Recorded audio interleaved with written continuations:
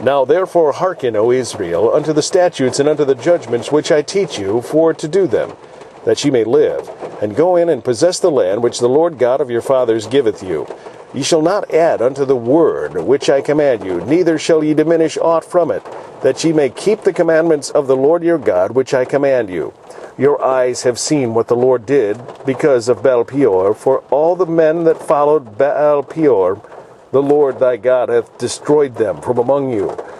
But ye that did cleave unto the Lord your God are alive, every one of you this day. Behold, I have taught you statutes and judgments, even as the Lord my God commanded me, that ye should do so in the land whither ye go to possess it. Keep therefore and do them, for this is your wisdom and your understanding in the sight of the nations, which shall hear all these statutes and say, Surely this great nation is a wise and an understanding people. For what nation is there so great, who hath God so nigh unto them, as the Lord our God is in all things that we call upon him for? And what nation is there so great that hath statutes and judgments so righteous as all this law which I set before you this day? Only take heed to thyself, and keep thy soul diligent, lest thou forget the things which thine eyes have seen, and lest they depart from thy heart all the days of thy life. But teach them thy sons and thy sons' sons, especially the day that thou stoodest before the Lord thy God in Horeb, when the Lord said unto me, Gather me the people together, and I will make them hear my words, that they may learn to fear me all the days that they shall live upon the earth, and that they may teach their children.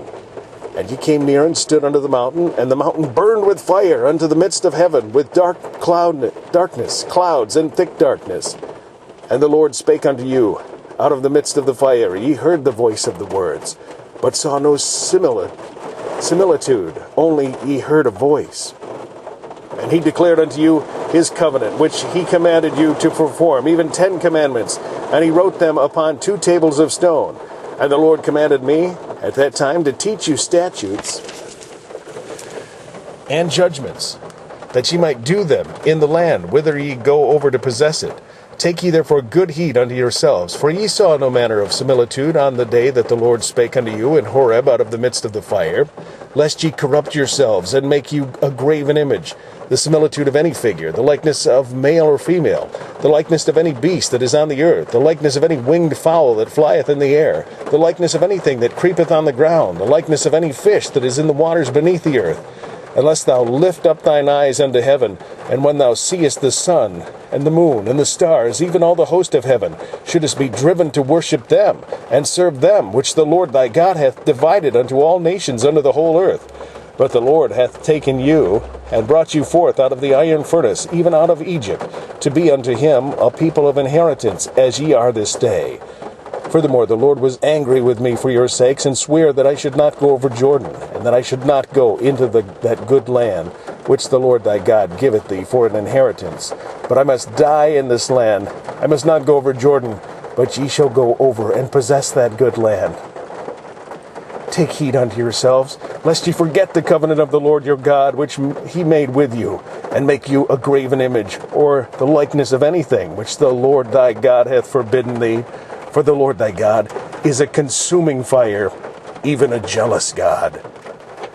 When thou shalt beget children, and children's children, and ye shall have remained long in the land, and shall corrupt yourselves, and make a graven image, or the likeness of anything, and shall do evil in the sight of the Lord thy God, to provoke him to anger, I call heaven and earth to witness against you this day, that ye shall soon utterly perish from off the land whereunto ye go over Jordan to possess it. Ye shall not prolong your days upon it, but shall utterly be destroyed. And the Lord shall scatter you among the nations, and ye shall be left few in number among the heathen, whither the Lord shall lead you. And there ye shall serve gods, the work of men's hands, wood and stone, which neither see, nor hear, nor eat, nor smell. But if from thence thou shalt seek the Lord thy God, thou shalt find him. If thou seek him with all thy heart and with all thy soul. When thou art in tribulation, and all these things are come upon thee, even in the latter days, if thou turn to the Lord thy God, and shall be obedient unto his voice. For the Lord thy God is a merciful God. He will not forsake thee, neither destroy thee, nor forget the covenant of thy fathers, which he sware unto them. For ask now of the days that are past, which were before thee, since the day that God created man upon the earth, and ask from the one side of heaven unto the other, whether there hath been any such thing as this great thing is, or hath been heard like it. Did ever people hear the voice of God speaking out of the midst of the fire, as thou hast heard, and live? Or hath God essayed to go and take him a nation from the midst of another nation, by temptations, by signs, and by wonders, and by war, and by mighty hand, and by stretched out arm, and by great terrors, according to all that the Lord your God did for you in Egypt before your eyes? Unto thee it was showed, that thou mightest know that the Lord, he is God, there is none else beside him. Out of heaven he made thee to hear his voice, that he might instruct thee, and upon earth he showed thee his great fire, and thou heardest his words out of the midst of the fire. And because he loved thy fathers, therefore he chose their seed after them, and brought thee out of his sight with his mighty power out of Egypt, to drive out nations from before thee, greater and mightier than thou art, to bring thee in, to give thee their land for an inheritance, as it is this day. Know therefore this day, and consider it in thine heart, that the Lord, he is God in heaven above, and upon the earth beneath. There is none else. Thou shalt keep therefore his statutes and his commandments, which I command thee this day, that it may go well with thee, and with thy children after thee, and that thou mayest prolong thy days upon the earth, which the Lord thy God giveth thee forever. Then Moses severed 3 cities on this side Jordan towards the sun rising, that the slayer might flee thither, which should kill his neighbor unawares, and hated him not in times past.